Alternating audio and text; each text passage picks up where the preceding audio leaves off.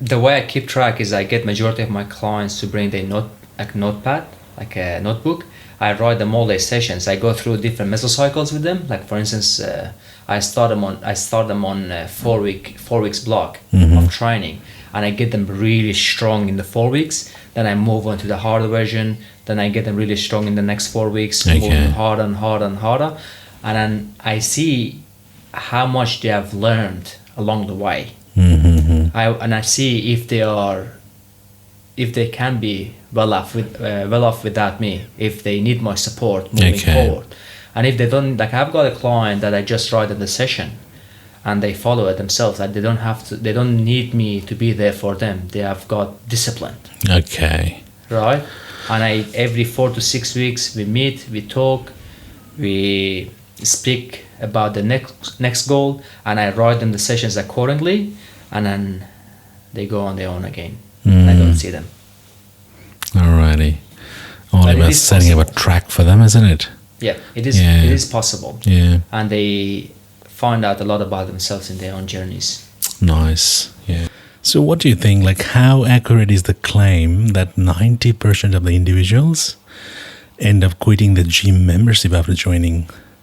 And this was reported by lifehack.org, So in this episode of this podcast, I'm just thinking of diving into the research behind this stat, analyzing the factors contributing to gym dropouts, and explore your advice on how to beat the odds and maintain the long-term fitness commitment, So what do you think, Ibrahim? Are there any practical strategies that can help us stay on track and be part of 10% who achieve their fitness goals? It's a bit unfortunate, like a lot of people have the willpower to join the gym and start their fitness journey, but somehow they get distracted with I would say, their weekend, like the plans that they have on the weekends, or throughout the week they go off track, and they don't have that source of accountability or support from their families and the people they surround themselves with.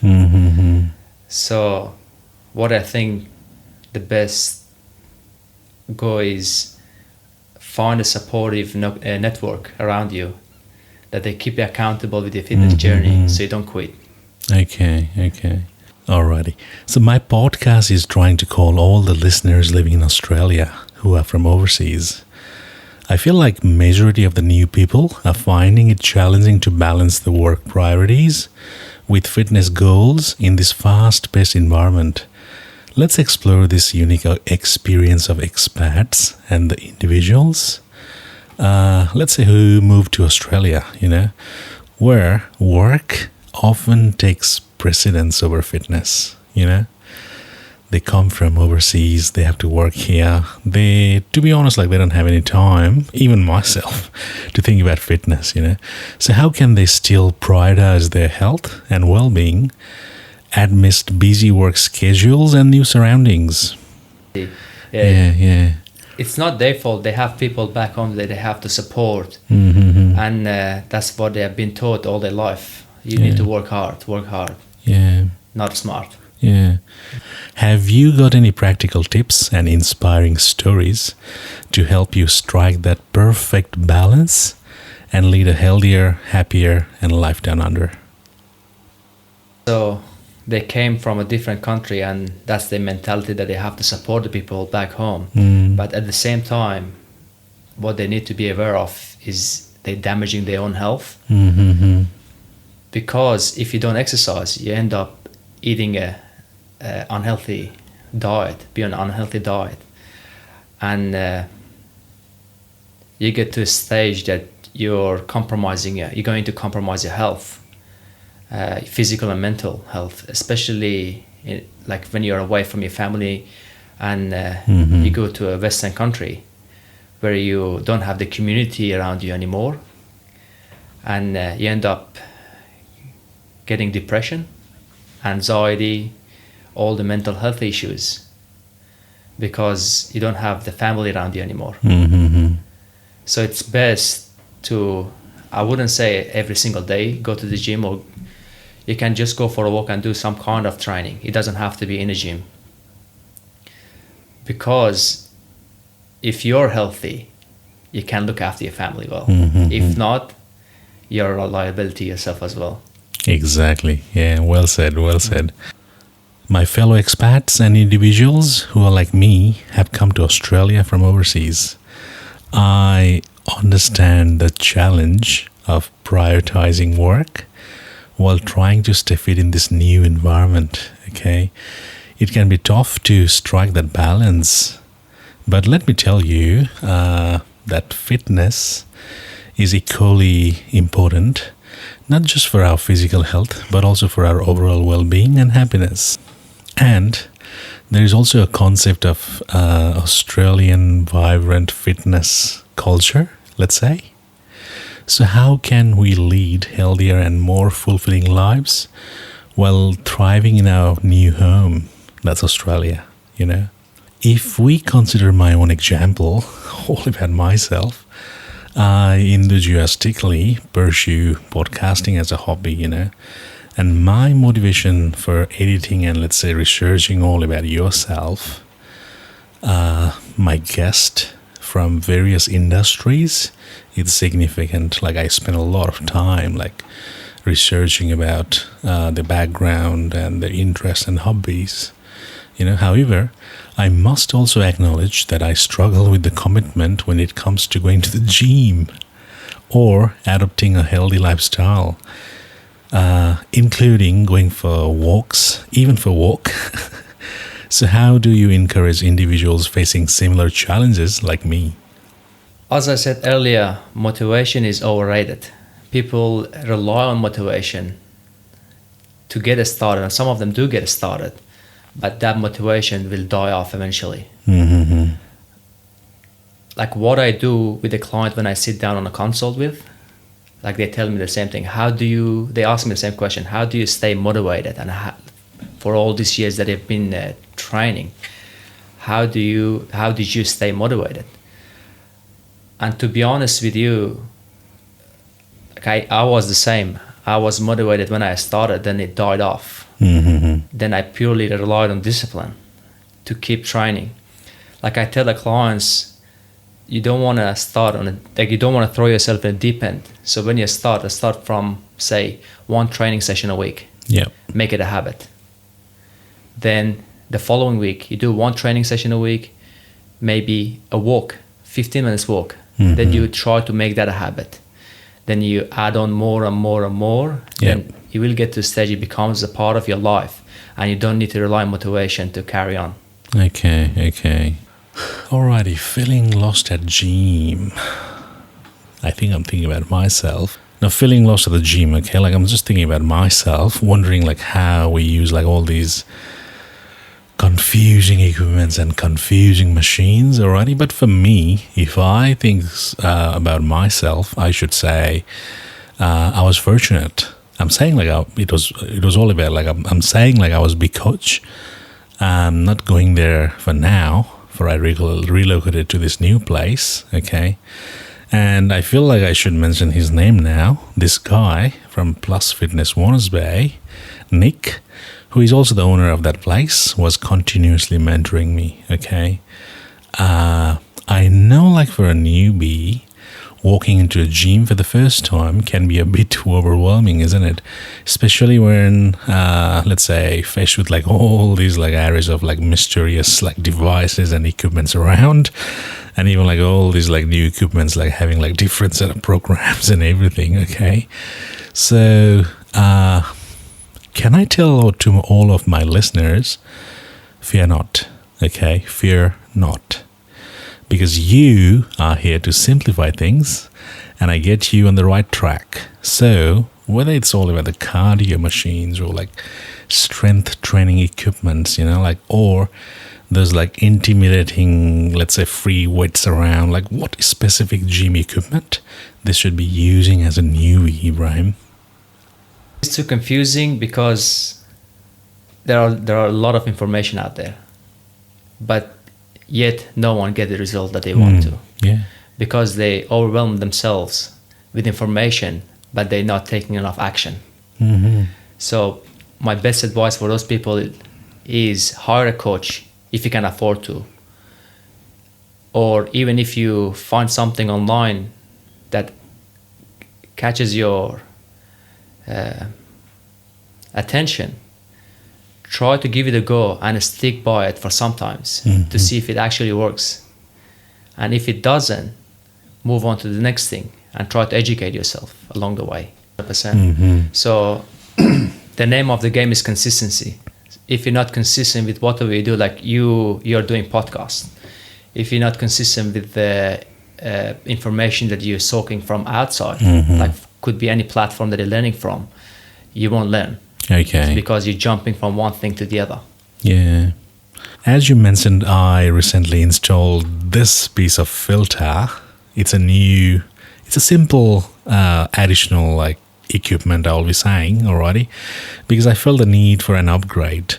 I used to spend a considerable amount of time researching all about this product, and I also like used to spend like considerable amount of time like editing my audios and processing the sound. And I believe like this new filter will significantly enhance the audio quality, making the overall recording process much better, you know. So that really makes sense to me. That really makes sense, you know. Now let's dive into the lives of hard-working individuals who face the challenges of like balancing that busy, let's say 10 hours work days, okay? With their desire for a healthier and fit lifestyle, many find it challenging to make time for the gym or even like hiring a coach, you know? So they just like opt out for like fancy home gym and equipment instead. So Ibrahim, like, what are your thoughts on this investment? So going back to the same people who are saying they don't have enough time to train in a gym, it's a matter of priority. If they prioritize fitness, if they just want to train at home, it's fine, but can they stay committed? So you don't want to purchase, say, a bench, a squat rack, a platform for your deadlift, and they just leave it in your garage sitting and not using. Are you saying this after seeing my garage? I looked at it, I was like, yep, he's got all the setup, but maybe he's not using it.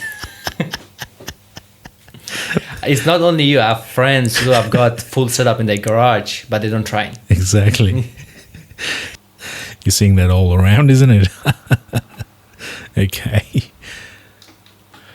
At Australia, a majority of the people, they are delving into the rich and flavorful world of cultural cuisine, including like beloved dishes like butter chicken and other delectable like deep fried insides, you know, like all about the cultural meals. As much as we adore like all these like savory meals and these traditional foods and cultural food, you know, like I was thinking how we can also be mindful. Let's say mindful at the terms of like importance of maintaining a healthy and active lifestyle through regular gym and fitness sessions. The thing is, with our culture of food, we use a lot of oil, butter, which are hidden calories. So I don't want to go too much in depth of nutrition because I'm not qualified to talk about it, but each gram, like a gram of carbs have 4 calories, a gram of protein have 4 calories, but a gram of fat have 9 calories, so it's twice as much. So we use a lot of oil and butter in our food, which makes it really high calorie dense meal, right? And the question that we need to ask ourselves, how active we are in day-to-day lifestyle to deserve having these caloric dense meals. Yeah. I'm not saying that you must stop what you're eating, like the cultural food. You can, like my family, like my mother, my sister, my brother, they all are in fitness now. So we still use a lot of spices, like Middle Eastern spices. Yeah. But we have cut back from the oil and butter.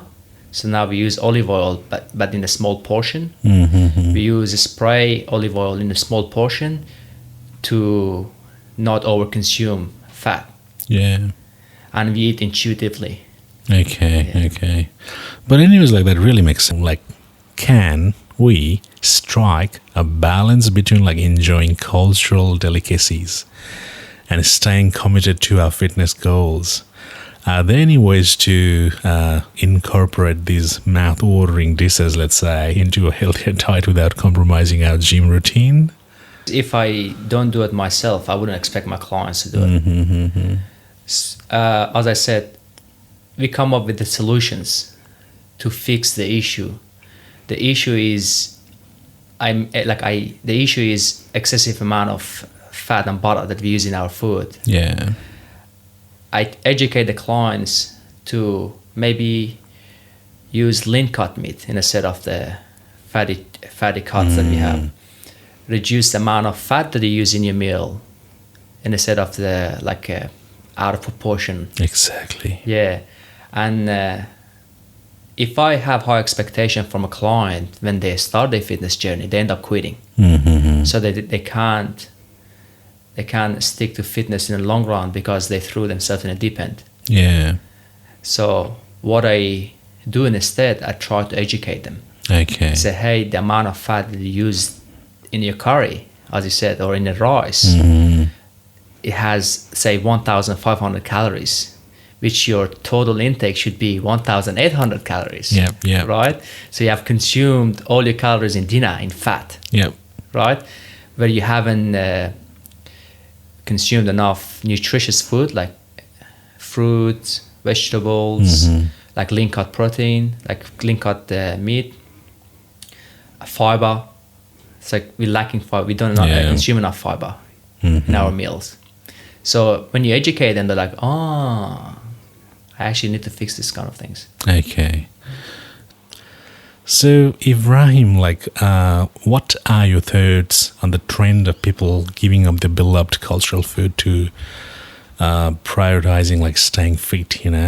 Many individuals they seem to be turning to, let's say, protein shakes and diets from third-party sources these days. So, do you believe this is an effective approach to achieving fitness goals, or do you think there are alternative ways to strike a balance between cultural food and maintaining a healthy lifestyle? Let's take an example of myself. For me, rice, dal, curry, Nepalese dal bhat, whatever I'll be saying, it's my staple food, Rice, you can have the rice, but in a small portion. Yeah. But if you're training, rice can be your best friend. Oh. Yeah, to feed your workouts. Okay. So I was also thinking about, as I already mentioned to you earlier, so this podcast is actually targeted for mostly the people coming from overseas, right? And I try my best to bring interesting people like you so they can be motivated, okay? Now, as you mentioned, this is all about a simple swap. I have to try it. That really makes a significant impact on my health. I feel I can also enhance the nutritional value of traditional recipe, So if I give you that example, it's all about I swapped my rice, let's say with quinoa or quinoa, quinoa. So that's all about the benefit of incorporating let's say I already mentioned quinoa into the cultural dishes, instead of high carb cuisine, okay. We also strive to strike a harmonious balance between honoring our heritage, and promoting a nutritious lifestyle. So let's say the fusion of culture and health in the kitchen. So with a significant portion of my listeners studying and working at Australia, I'm committed to featuring captivating guests like yourself to inspire and uplift them. How can we motivate those in Australia who are from overseas, facing the challenges of stress and low energy due to long working hours and long working on the floor while they're doing work, to embrace all these consistency and achieve their goals I think I'm confident that your valuable insight can also make a meaningful differences in the lives of my listeners at the moment. So how do you suggest they can empower themselves so they can also navigate all these obstacles and maintain a sense of determination despite of the busy life abroad, Ibrahim? It's an interesting question. They have low energy because for yourself that you're not looking after yourself, right? Your energy is low because you're not undergoing a physical activity. Mm-hmm. And when you start exercising, right, you increase your energy. And also it has to do with your diet as well, with your sleep, with your nutrition, with your supplementation. Mm-hmm. We build habit with the clients. So as I said, we start them in a bare minimum and we slowly teach them what you need to utilize in your diet, what you need to, how much sleep that you have to have per night, how much activity that you have to have throughout the day, like walking. And then the same clients, their energy increases day in, day out. They're like, I've never felt this good before in my life. Mm-hmm. And they're like, it's all because of you. I'm like, no, it's not because of me. It's because of your own action. But I definitely recommend a good coach, like a hiring coach who have walked the path before for the years of their lives. Yeah. And they're willing to give back. Okay. Now, you are a conscious person, right? You're a conscious person for fitness. I'm an aware person. I know I should go to gym, okay? That's it. I just know I should go to gym. That's it. What a specific aspect of gym, workout, and physical activity contribute to stress reduction? So the way I personally manage my stress is exercising first, right?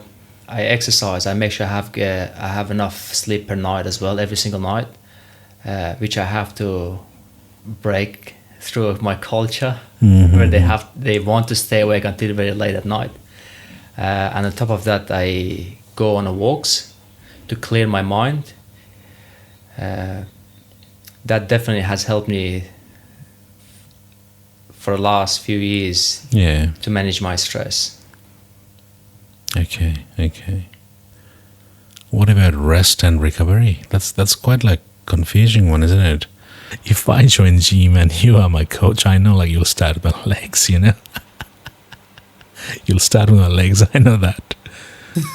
Okay. That's my job. Alrighty now. But not to a start, so I'm not going to scare you away. I think you'll start with my legs, yeah?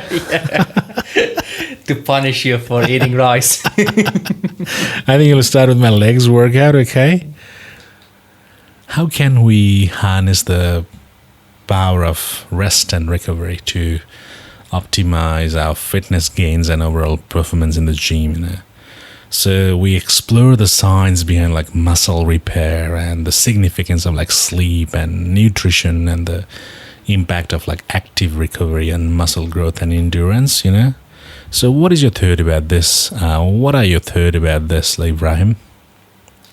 So the thing with rest, when you initially start training, of course your body is going to be sore for some times until your body adapts to exercise. Your heart is a muscle. You don't rest your heart, do you? Never. Yeah. So what I tell the clients, if you're going to be sore after this workout, and what I want you to do, if you can, go on a walk, because you get blood flow in your legs, and that blood flow reduces the inflammation or gets the inflammation going around your legs, and your recovery is going to be way better than if you go and sit on a couch all night. Not the same night though, following days. Yeah. I'm recalling about my experience where I used to do legs workout and then came back home already, and my legs would be already sore. I never got a chance to experience what is rest and what is recovery is all about. Sore already. Yeah, isn't it? Yeah. And then I have to climb the stairs again tomorrow. I've been there. Okay. I'm confident a lot of my listeners manage to blend the benefit of exercise with joys of spending time with loved ones.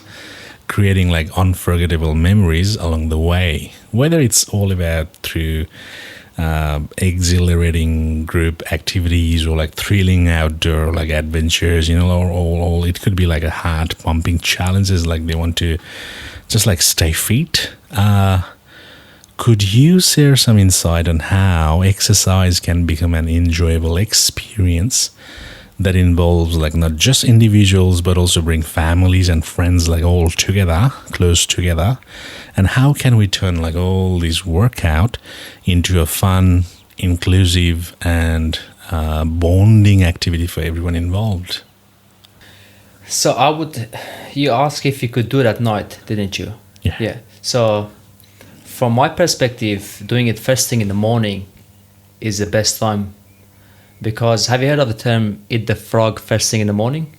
No. So you want to get the hardest task out of the way first thing in the morning. And you get that sense of accomplishment for the rest of the day. And also, I'm a big believer on energy feeds off energy. Okay. The more you move, the more you want to move. A body at rest will always remain at rest. So you want to find a way, of course, like with your loved ones, you sit at home and watch TV, watch a movie. Try to encourage them to go on a walk with you, short one. Say, we're going to go for a walk from destination A, and then we're going to grab a coffee along the way. Yeah. Like find somewhere that has a coffee shop. That's going to be our treat, and we're going to walk with our coffee on the way back. And you see how much more you connect with your friends and family or your loved ones when you do things together. Okay. And you're saying coffee without sugar, yeah? Without sugar. You can't have sugar, remember? Alrighty. You bring your 2 decades of invaluable experience in the fitness and wellness industry, isn't it, Ibrahim?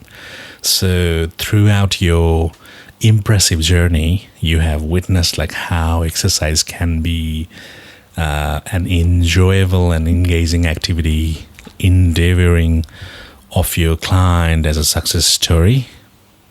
Can you share a few of the success stories that you have actually observed like on your own client without revealing the name here? No worries. So I used to work in this little gym in around Maitland. I had clients that I started them on lifting weights. Like they were not interested into lifting weights nor getting stronger. They just wanted to do some kind of conditioning training because they believed it gives them the result that they wanted to. But there was something about getting stronger along the way. It got them addicted to lifting. Yeah. Like I call it the game of numbers. I remember this business psychologist. His name is Andrew. Okay. So I started Andrew on like a few different mesocycles of training. Mesocycles are a breakdown of training blocks where you start a clients on, say, hypertrophy, which is the rep range is between 10 to 12 reps, and you slowly progress them into strength work, which can drop down to, say, anywhere between 6 to 1 rep maxes. And this client actually started impressing me, which he was lifting really heavy weights. Wow. Yeah, and then your mental health is a byproduct of the work that you put in. Yeah. So he didn't have to think too much about a physical goal he had when he started. He said, I want to lose some weight around from around my waist. He got really, really fit and strong without even thinking about losing weight. He just focused on getting stronger and perform better on the gym floor. Wow. Yeah, then started exercising more. So he was doing 2 sessions with me, and he was doing like 1 or 2 sessions on his own, like doing like boot camps. And until today, I sometimes go back and watch his videos, and it was very impressive, like heavy deadlifting, heavy squatting. Wow. I'm talking about 150, 160 kilos, which is for a person who has never lifted heavy before in his life, and being able to achieve these numbers in his 50s, Wow. close to 60s. Wow. That's a great example, isn't Yeah, it? it is. And also a great source of motivation to my listeners. It's never late. Yeah. It's never late. It's never late. Yeah, thanks for sharing all about this example to My us. pleasure. Now, as individuals who are currently experiencing soreness and considering like taking a break before returning to the gym, I do understand like that it can be challenging aspect to find the motivation to continue with your fitness routines, right? So, however, I firmly believe that there will be some several strategies and approaches that can help you maintain your, let's say, keep on going to the gym for fitness, even in this situation, isn't it? So now, is this a natural part of process?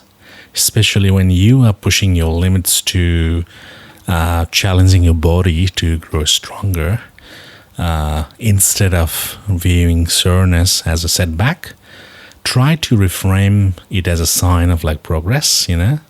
I think like that's what they do, like they just try to reframe it as a sign of progress, isn't it? But still they will be sore, you know. So now to motivate someone, alrighty, to return to practice fitness, could you please mention like some effective techniques to us? So it's all about ticking the boxes. The first one, the most important one, is sleep. I understand some people have kids and they say it's really hard to get solid 8 hours sleep. But if you don't have kids, aim for that 8 hours sleep. Sacrifice a few hours of staying up at night and watch a TV show or your favorite movie. You can do the same thing first thing in the morning, or get up early in the morning and do it. Sleep is very important. Second one is hydration. So make sure you're drinking enough water. Not only water, electrolytes. Okay. Sodium, potassium, calcium, and magnesium. On top of that, blood flow is king. So the more you move, the faster your recovery will be. If you say you have done a leg workout and you sit at home feeling sorry for yourself because you're sore and you're stressing about the next day that you're going to the gym and your trainer is going to make you do legs again, it's not going to help you recover, would it? So the thing is, think of ticking the boxes. First step is sleep. Second step is hydration. Third step is your nutrition. Make sure you're consuming adequate amount of protein. And then you see how your body recovers fast. Like for me personally, I do hard workouts. I train vigorously 4 to 5 times a week. I do get niggles here and there, but muscular pain, I don't experience it as much anymore. Okay. Yeah, and that is all about, basically it's a routine for you. Routine. And I don't even have to think about doing it. I don't have to think about consuming my protein, nor I have to think about sleeping, nor I have to think, it's just something that I do on a day-to-day basis. Yeah. It's my life. Yeah. So it's all about setting a routine for yourself, isn't it? It's all about setting up the routine for yourself. Okay. Now, you have made a compelling assertion, okay? It resembles like all about establishing a routine that ensures no one overlook the importance of having breakfast, going to work, right? So for me, like, yeah, like I have that feeling like, wow, I should be having my breakfast like every morning, isn't it? Like probably that's my muscle memory, or that's all part of like my routine, you know? So joining a gym as a newbie can be both exciting and also like challenging. And you are the right person to ask. Ibrahim. For if the newbies can be armed with knowledge about the common mistakes that newcomers tend to make, they can overcome obstacles and ensure a fulfilling fitness journey by understanding the significance of realistic expectations and proper techniques and adequate rest and nutrition, along with the fostering a positive mindset. You know, like newcomers can transfer their gym experience into a transformative and empowering adventure towards better health and well-being. So what would be your feedback on this, Ibrahim? So the first thing is never ever throw yourself in a deep end. Like when you start exercising first thing in a gym, when the weight is light on most of the equipment, say machine equipments, there are a lot of room for error, right? You can utilize the wrong form. I don't say you should, but every single machine have the instruction on it. So if you read the instruction, you know how to follow the cues and do the exercise properly. What I would say first, invest in yourself and get educated if you can. And if you can't afford it, it's fine. There's a lot of information out there. For instance, you come up with a training program and you follow it for, say, 3 months, around 12 weeks. Yeah. And you master the exercises you have learned along the way. We are human beings. We easily adapt to anything that we put our time into and prioritize it. Then you move on to the next phase. And again, if you can't afford to hire a professional, spend enough time educating yourself on how to do it properly, and try not to go too heavy too quick, because you're going to end up hurting yourself. It's like it's your body's protective mechanism. Yeah. It's trying to protect you from hurting it. Yeah. And it tells you, if it gives you kind of like a joint pain, I wouldn't say muscular pain when you do the exercise, and when you feel that joint pain, stop immediately. Try not to push through it, because you end up hurting yourself. And every single gym have some kind of fitness trainer in it, and if you ask them to correct your technique, they should be happy to come and correct your technique, rather than going ahead and hurting yourself. Yeah.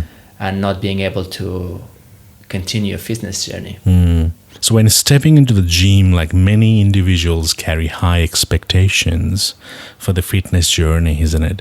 So whether it's all about achieving a specific body transformation or like muscle mass building, or even like transformations like they're trying to achieve.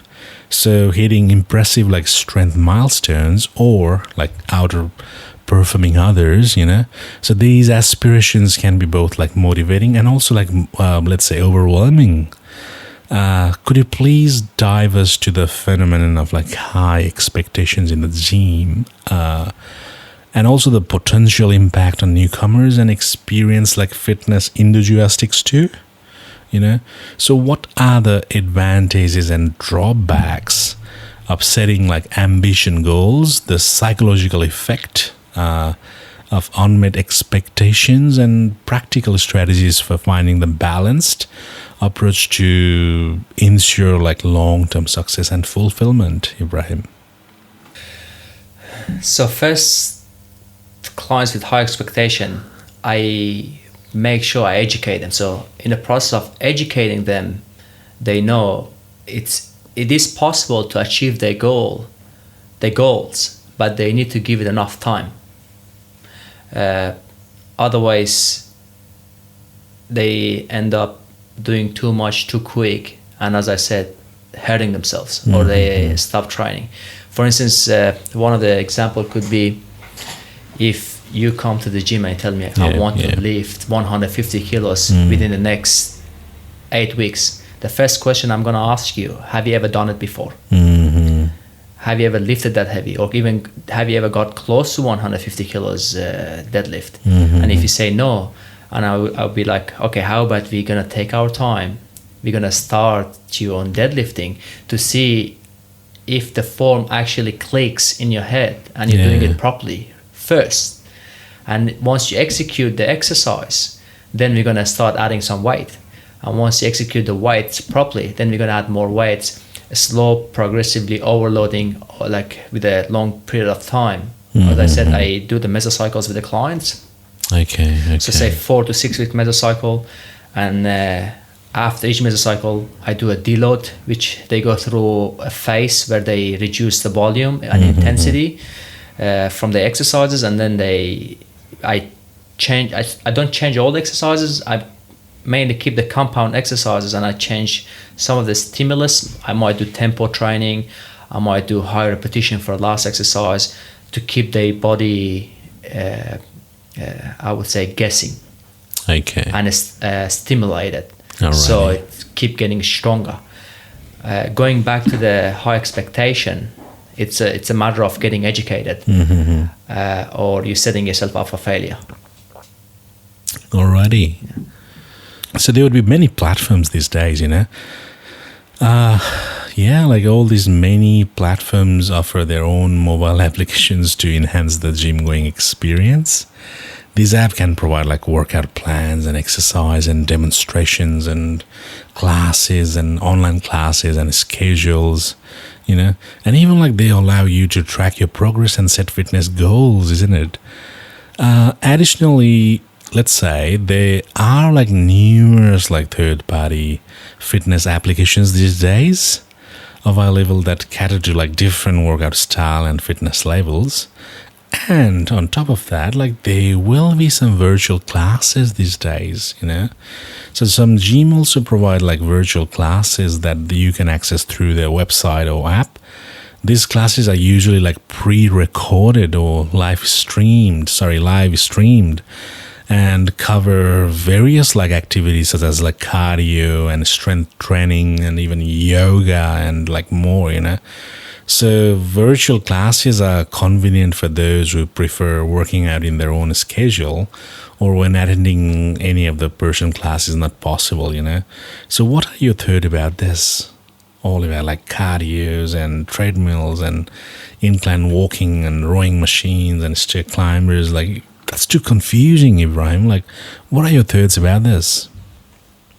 Every single personal trainer or the app, they have their own point of view on how to deliver their sessions. Okay. I've had coaches myself in the past, but from my perspective, if you just starting training, get help from one of the trainers in the gym that you're about to start. Like you don't have to see them on a weekly basis. Just ask them that these are my goals. How can I achieve it? Yeah. And they be able to break down the training split for you, like beginner split, and you start on the beginner split and you do it say for 8 weeks or 4 weeks, minimum 4 weeks, and then you progress into the next phase. But to be honest with you, I'm not a big believer on the some of the trainers that they're online who haven't spent enough time on the gym floor. Yeah. So they literally don't even have the qualification to be trainers. Exactly. They come up with the shiny exercises and they pump it into social media. And they miseducate the people with the exercises. For instance, this could be what I think when I train a client. I think of what that particular client need.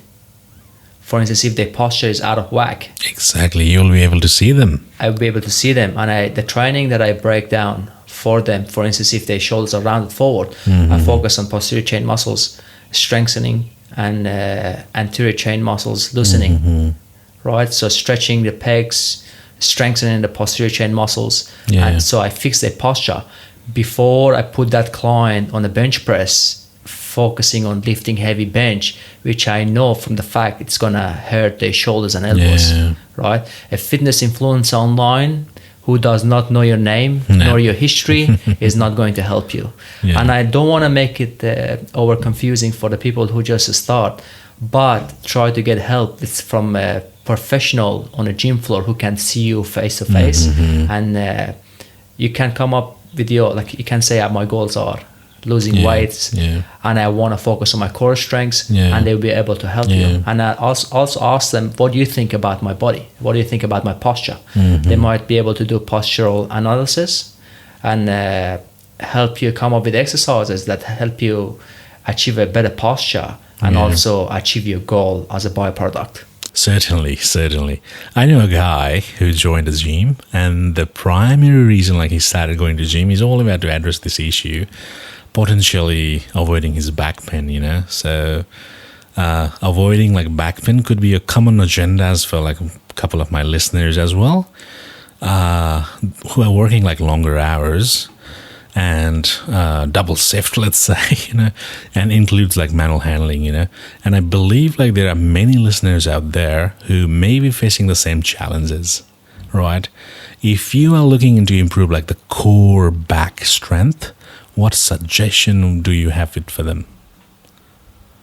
Like, but disclaimer, like they are pretty much aware like they should be consulting a professional, like, or just like visiting a chiro, but I'm just like focusing like how a gym can actually increase the core strength of someone's back, So all about like strengthening the core muscles. And something interesting, like a couple of my colleagues and my friends, like they'll be telling me, you just go to swim and you just like practice swimming and everything, like. And I'm pretty much aware, like, swimming is a low-impact exercise, but I don't know how to swim, So I'm focusing on, like, gym and fitness and any other, like, exercise like that can actually strengthen someone's, like, back. So something simple, Very simple. Yeah. So they have to first use the right technique to lift if they do manual handling, like heavy lifting, for their work. So that also comes down to knowing how to deadlift properly. A lot of people, when they deadlift, what I notice, they use their arms more than their legs. It's almost like they just don't know how to lift properly. Is when they lean forward and they fully squat, they grab the object from the ground and their bottom shoot up first because they rely on their arms. And I educate the same clients, hey, I want you to stay in this position with your bottom. I want you to use your legs to lift off. So that's the first thing, safe lifting technique. The second thing is, like I had a great teacher where I studied and I got my certificates. He would always say, like when you're trying to fix the issue, you need to strengthen what is weak and stretch what is tight. Yeah. Right. So for lower back, it could be the hip flexors, and the quad muscles. It's completely irrelevant, isn't it? They get really stiff, and they start shortening the upper hamstring, and that can cause the hip mobility issue. So basically, they have to focus on stretching the quad and hip flexors. There's a great stretch called couch stretch. Okay. Everyone can look it up. Couch stretch, which I learned from a great coach of mine. His name is Andrew. If he listens to this podcast, he might see it. He taught me couch stretch, and I never used to use couch stretch. I always had low back issue myself after lifting for years of my life. And as soon as I started the couch stretch, I was like, wow. Yeah. So couch stretch is one of them because it stretches the quad and your hip flexor. The second thing is they need to, it's a must, train the glute and core. Okay. So these two things, train the glute, train the core, it's strengthening what is weak, and stretching the quads and hip flexors, which is through a couch stretch. And the second stretch is half pigeon. Okay. It's for glutes. Alrighty. So half pigeon and couch stretch, strengthen the core and glute. Glute. Okay. Yeah. Okay. So my past experience revolves around my time at the gym long ago. So during one of my squat sessions, the trainer just like intervened me, suspecting like there is some issue like going with my balance. After some investigation, like he discovered that the culprit was the pair of my shoes already. I won't tell you the name of the brand of that shoes. But anyways, like, yep, that was actually a decent pair of sneakers, okay? I have been wearing, okay, so which seemed like perfectly fine for me, For me, this incident like highlights the importance of like appropriate like gym attire. Okay. So what sort of tips like you have for my listeners when selecting like your gym clothing and footwear, Ibrahim? It sounds like a silly question, but I'm Not just at thinking all. about like all about from top to toe for them. Not at all. So let me break down the feet structure first. Feet are the foundation of your body. The way you position your feet on the ground, especially for exercises like a squat, deadlift, it really matters. Even bench pressing, the way you position your feet on the ground. How I cue the client is keeping the tripod of their feet on the ground and thinking of ripping the floor. And unfortunately, with the Nike shoes where they have the cushion under, it's almost like squatting, deadlifting on a mattress. So they're not able to use the cues effectively. And in a lot of cases that I saw the clients' feet and arches collapse when they lift, and that collapse, what tend to happen, the knees bulge in. Yeah. Both of the knees bulge in, and it takes the pressure off the glute quad muscles and shift them to the knee meniscus. So my best recommendation for shoes are weightlifting shoes. Converse are good. All Stars are good. The best ones are Reebok. Okay. There are certain types that you can get for lifting and running, and nanos. So if they can go to, like if they're from here, they can go to Rebel Sport and find nanos or Reebok. Okay.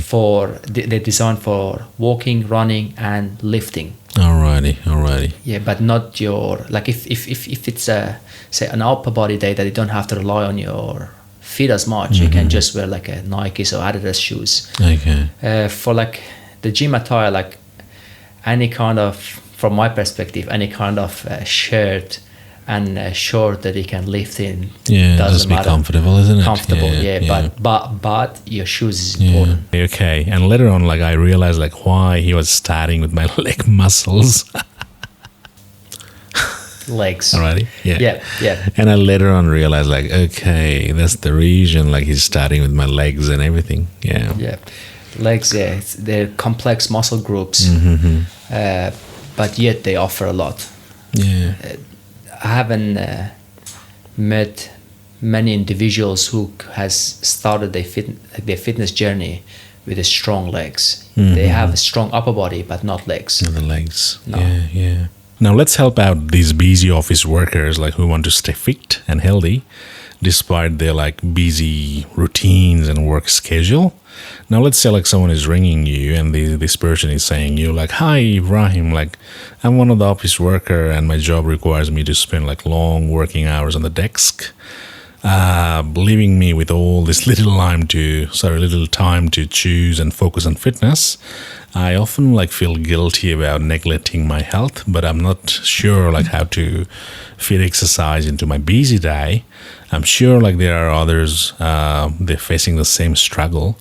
Could you also like share some potential and practical tips and strategies for incorporating this fitness into their office, and also like their office routines? So I would love to find a way to stay active and take care of my well-being, even like my hectic work life, I'm not saying this. So let's say some of the listener is telling that to you.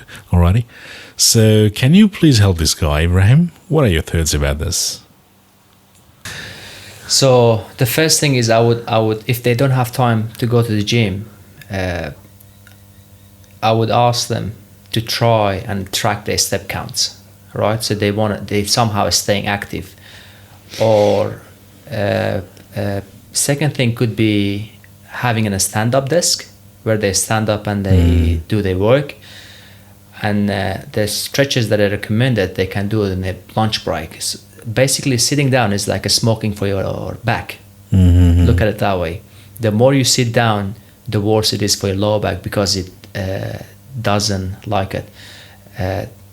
There's a very nice quote saying a moving water never stagnant, or a moving door never rusts. Yeah. So the more you see it, the worse it is for your body. Yeah, I think that was designed like in that way, isn't it? It's all about this development and everything, where humans design chairs. Yeah, to make it easier for us. Right now I'm sitting, so Yeah. It's been since 3 months I was waiting for your green flag so you could be the guest on this episode of this podcast, okay? So you deserve to sit down at that chair at the moment. Alrighty. So I also believe like you have already finished your everyday routine of fitness for today, isn't it? But anyways, like this is all about the focus of the podcast. So. yeah. And even like it's weekend, so you deserve it, Ibrahim. Yeah, I made sure that I have. It's been like 3 months I was trying to get in touch with you and finally you were sitting there. Yeah, thank you. I made sure that I've taken my step for the day today too. Yeah. So I ticked that off my list. Okay. Probably you're thinking like, all right, if I go to BP's podcast, then it's all about, I won't be doing much in the evening. So I think you have already gone through your everyday routine. Yeah, it's a must. Yeah, it's a must for me. Yeah. As I said, that if I don't do it myself, I would never preach it. So I make sure that I do it myself before I preach it, because our industry, unfortunately, I wouldn't say filled up, but there are trainers that they don't lead by example. They say something, but they don't do it themselves. They don't play the part. And the client would sense it. Yeah. They would sense it. They say, hey, you're not doing it. Why would I do it? Yeah. So I try not to be that kind of a trainer. Yeah. Are you saying that leading by example is the key to encourage the behavior you desire from your trainees? By modeling the behavior like yourself, you set a positive standard and create a conductive environment for the growth and improvement?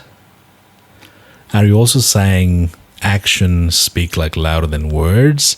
And as a trainer yourself, your behavior can be a powerful catalyst for positive changes within your trainees. Yep, definitely. Isn't it? The way like how you work out around them and everything. Or it could be your potential clients. 100%. Isn't it? Like the way you're working out around them, definitely like they will be observing you, you know. So you'll be a source of inspiration and like motivation for them. And they will be approaching you, isn't it? Yep, I had picked up. I think I've gone through this like a lot of times, like where people will be just like observing you, and they will come to you. Yep. After knowing like you're the coach around there. Yep, I had picked up clients from the gym floor that when I was training myself, and they said, "Hey Al, I've never seen you training in a singlet. You look different." And the same clients that I had also clients that I've never spoken to. When they saw me training, they approached me. They say, "Hey, my name is X. I'm like really interested in the style of training that you do. Can we catch up for a consult?" So they want to see you're leading by example. Yeah. And that is exactly what is exactly required in this generation at the moment. Yeah. Okay. Same applies to dads, moms, brothers, sisters. They want to see you doing your part. Yeah.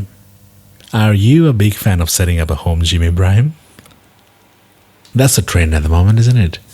Everyone, or most of them, will be having a treadmill set up inside their home. But anyways, like the factory is like, is that treadmill covered with dust or not? Is that being used or not, isn't it? Yeah. So what about you? Like, are you a big fan of setting up the home gym? So it comes down to a question that you need to ask yourself. The question is, am I going to be consistent with training at home, or that treadmill is going to get covered in dust? Yeah. And if the answer is no, don't set up a home gym. Yeah. I think I won't be a good example for this one, Ibrahim, because you have already witnessed like all these equipments I have covered with dust. It's never late. They might be there for a reason. Now, I'm determined to stay fit and live a vibrant life, not only for myself, okay, but also for the precious generation that follow, alright? Let's say my grandchildren or my great-grandchildren, I believe that by embracing a healthy lifestyle and setting up a positive example, I can give them the priceless legacy of longevity and happiness and the inspiration to lead fulfilling lives.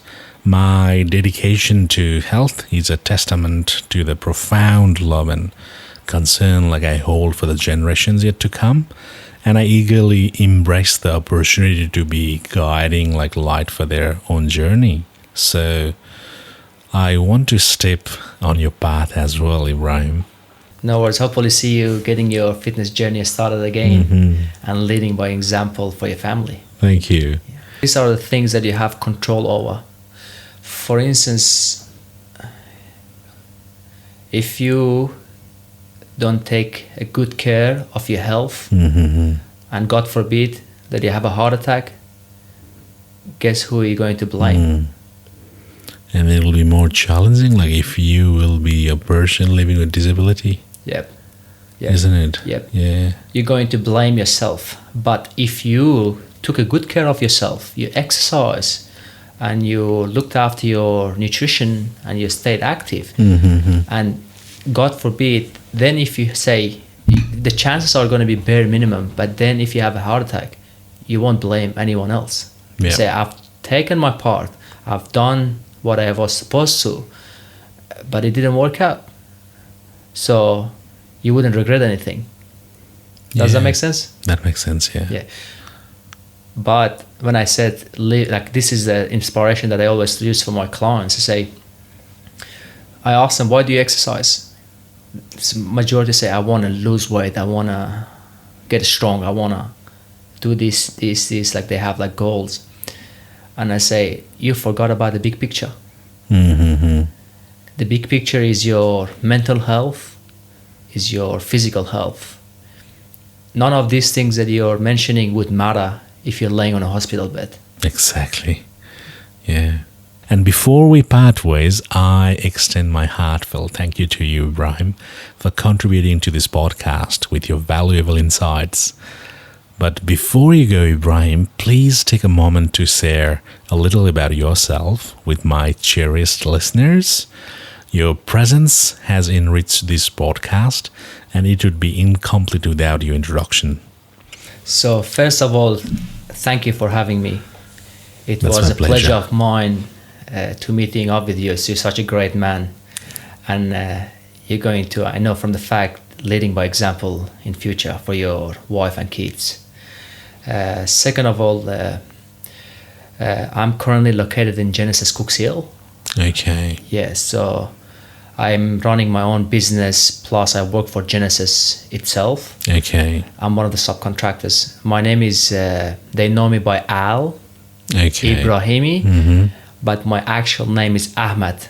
The reason I call myself Al, because a lot of people mispronounce my name and it gets butchered all the time. So I prefer not to call myself Ahmed. All right. And if they ask me, what's your name? I say Al. It's way easier for them to pronounce and to remember. If anyone need help, they can reach out to my, if you can share my Instagram or definitely I will. My Facebook. I'm more than happy to give them some guidance because I believe that I've been put in this earth, in this life for a reason, and my purpose is to live a healthy life and change as many lives as I can to the best of my ability, and it gives me the joy when I do so. Alrighty. So if any of the listeners of mine want to contact with you through your Instagram, like, is that okay? Like, if they directly message you there? Yeah, that's fine. Okay. That's fine. Okay. Yeah. More, and also we are going to launch our website. Okay. In the next few weeks. It calls Iron Mindset. Wow. Yes. That sounds great. Yeah, thank you. Iron Mindset. Yes. Isn't it? Yeah. So it's going to get flooded with information, basically, on how to achieve the desired goal. It could be walking up stairs without puffing, running a marathon, half marathon, staying injury free, lower back, shoulders, any body part, getting strong. So because in my lifting career for years of my life that I've been cherry picking the good stuff from each training methods, and that I've now incorporated the whole thing in my own trainings. Okay. Yeah. Okay. Thank you, Rahim, and thank you to all of my listeners. And until next time, my dear listeners, stay motivated, stay focused, and above all, stay healthy. Alrighty, Rahim. So, Al. Yes. Okay, Yeah. now I'm right on the track, Easy to isn't it? remember. Yeah. Because it's all about, I was exactly going through your native name, but now, Al. Okay? Yes. So let me tell you, we have come to the end of the podcast, you know. So before you go, that's my request, alrighty? Please, please, please provide some source of like inspiration and some motivation to my listeners just by saying something. Doesn't matter your age, it's never late to get your fitness journey started. There is always going to be someone who will look up to you one day, and you're going to be the reason for them to start their fitness journey. Okay. And the cycle will always continue. Alrighty, well said, well said. Yeah.